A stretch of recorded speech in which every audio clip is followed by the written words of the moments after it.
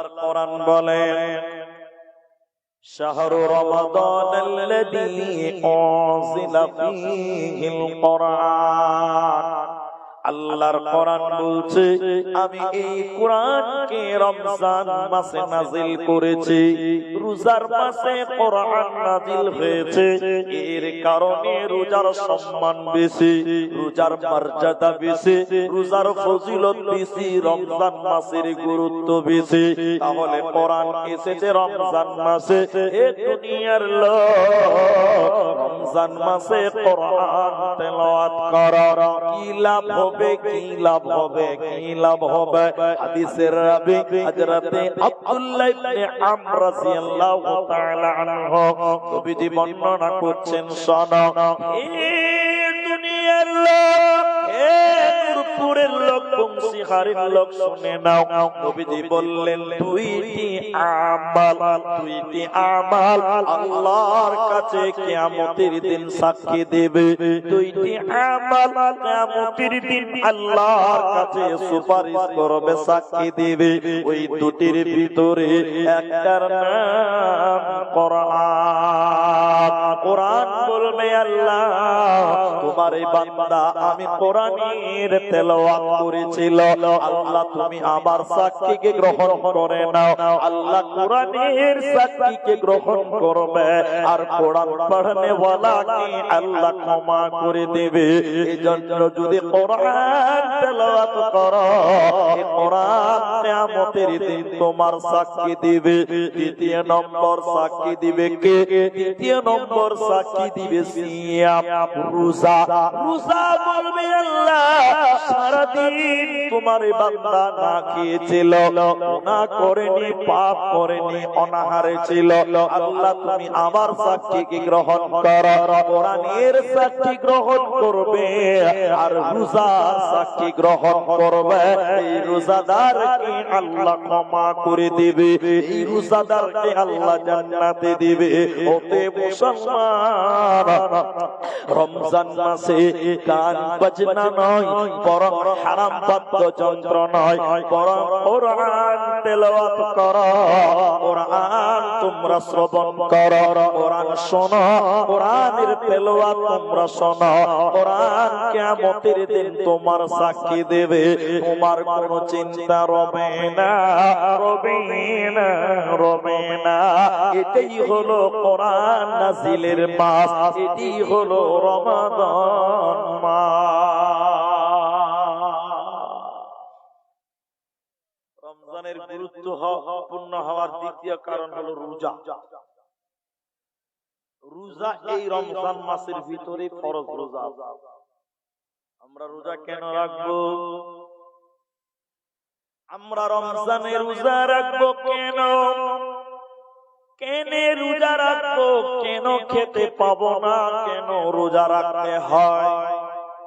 সূরা বাকারা সূরা number 2 পারা number 2 আয়াত number 183 রুকু নাম্বার 23 আল্লাহ কোরআনে বলছেন ইয়া আইয়ুহাল্লাযীনা আমানু, হে ঈমানদার, হে মুমিন ঈমানওয়ালারা, কুতিবা আলাইকুমুস সিয়াম, আমি আল্লাহ তোমাদের উপরে সিয়ামকে ফরজ করলাম, আমি তোমাদের উপরে রোজাকে ফরজ করলাম। তাহলে রোজা পড়া ফরজ ইবাদত, নামাজ পড়া ফরজ, রোজা রাখা ফরজ। নামাজ না পড়লে যে গুনাহ হয়, রোজা না করলেও সেই গুনাহ হয়। নামাজ ছেড়ে দিলে জাহান্নাম যেতে হয়, রোজা ছেড়ে দিলেও জাহান্নাম যেতে হয়। আমার আল্লাহ রোজাকে মুমিনদের উপরে ফরজ করেছে, মুমিন পরেজগারদের জন্য ফরজ করেছে। কেন কেন কেন রোজার এত গুরুত্ব কেন? রমজানের রোজার এত গুরুত্ব কেন? আল্লাহ এরপরে বলেন কামা কুতিবা আলাল্লাযীনা মিন ক্বাবলিকুম, যেমন ফরজ করেছিলাম তোমাদের আগেকার লোকদের উপরে, তোমাদের পূর্ববর্তী লোকদের উপরে। মানে বোঝা যায় আমাদের আগে যে লোকেরা ছিল, আমাদের আগে যে নবী ছিলেন, ওই নবীগুলির উপরে, ওই নবীর উম্মতের উপরে রোজা ছিল। আমাদের আগের লোকদের উপরে রোজা ছিল। কেন আল্লাহ বলেন কামা কুতিবা আলাল্লাযীনা মিন ক্বাবলিকুম, তোমাদের আগে রোজা ছিল, তোমাদেরকেই যে আদেশ করলাম। আল্লাহ বলছেন না না না, এই রোজা তোদের আগেকার লোকদেরকেও রাখতে হয়েছে, তোদেরকেও রাখতে হবে। তার মানে রোজার গুরুত্ব কত শুধু আমাদের কি নয়, আমাদের আগেকার লোকেরাও, আগের নবীর উম্মতেরাও তারা রোজা নামক ইবাদত করেছে। ভাই, আমাদের আগের নবী তাদের উম্মতেরাও রোজা করত, হ্যাঁ করত, কিন্তু আমাদের মতন 30 দিন না, আমাদের মতন রমজান মাসে না, তাদের উপরেও রোজা ছিল আংশিক, কেউ একটা, কেউ দুটো, কোন নবী 5টা এরকম পেয়েছে। যেমন আমাদের নবী মক্কা ছেড়ে মদিনা গেলেন, সবাই ইহুদি, কেউ মুসলমান নাই। তো মদিনার লোকেরা মুহররম মাসের 10 তারিখে রোজা রাখে, যাকে আমরা বলি আশুরার রোজা। আপনারা রাখেন না? মদিনার লোকেরা 10 তারিখে মুহররম মাসে রোজা রাখে, ওরা ইহুদি। নবীজি বললেন, এই এই এই ইহুদিরা, এই মদিনাওয়ালা, তোরা এই দিন রোজা রেখেছিস কেন? তো বলছে এই দিনে আমাদের নবী বনি ইসরাইলের নবী নবী মুসা আল্লাহ ফিরাউনের অত্যাচার থেকে মুসাকে নাজাত দিয়েছিল, মুক্তি দিয়েছিলেন এই দিনে। আল্লাহর শুকরিয়ার জন্য, আল্লাহকে ধন্যবাদ দেওয়ার জন্য, আল্লাহকে থ্যাংক ইউ জানাবার জন্য এই দিনে আমরা রোজা রাখি। আর ওদের জন্য ওই রোজা রাখাটা ফরজ ছিল, ওদের জন্য মুহররমের 10 তারিখে রোজা রাখাটা ওয়াজিব ছিল। তার মানে আমাদের নবীর আগের নবীর লোকেরা তারা রোজা রাখতো, কিন্তু ওদের রোজার আমাদের রোজার মধ্যে কিছু পার্থক্য আছে। পার্থক্যগুলো বলি। এক, পার্থক্য নাম্বার 1, ইহুদিরা রোজা রাখতো কিন্তু ভোর রাতে তারা সাহারি খেত না, ভোর রাতে ভাত কিছু খেত না।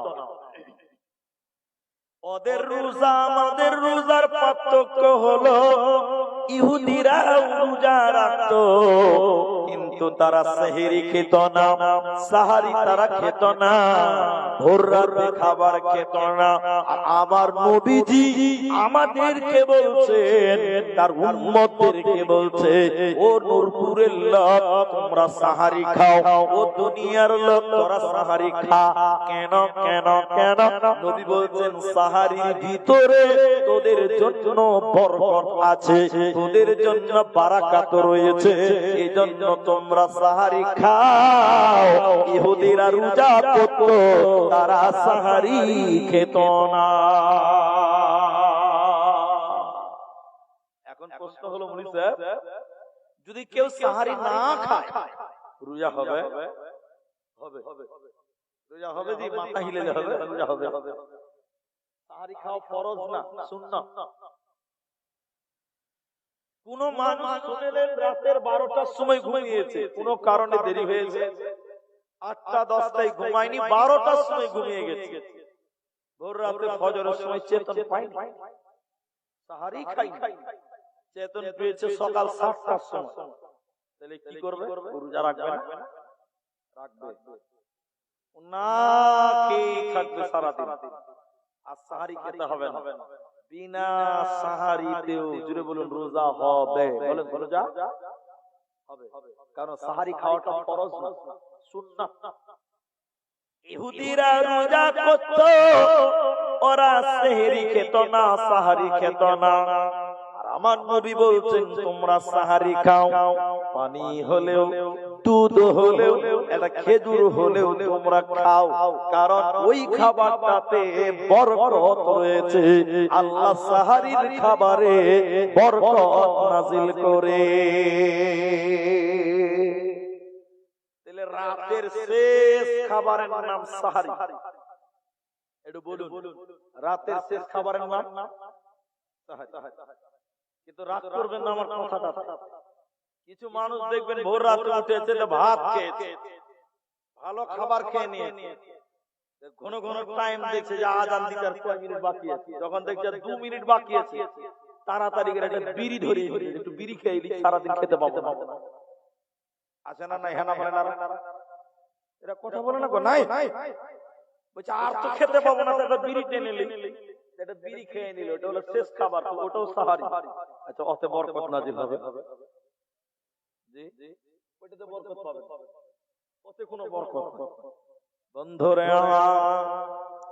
আল্লাহ কোরআনে বলেন কামা কুতিবা আলাল্লাযীনা মিন ক্বাবলিকুম, তোমাদের উপরে ফরজ করেছি তা নয়, আমাদের আগেকার লোকেরা রোজা রাখত, তাদের আমাদের পার্থক্য হলো ওরা 30 দিন রোজা রাখত না, ওরা 30টা রোজা রাখেনি, কিন্তু ওরা রোজা রেখেছে কোন নবী একটা, কোন নবী দুটো, কোন নবী 5টা।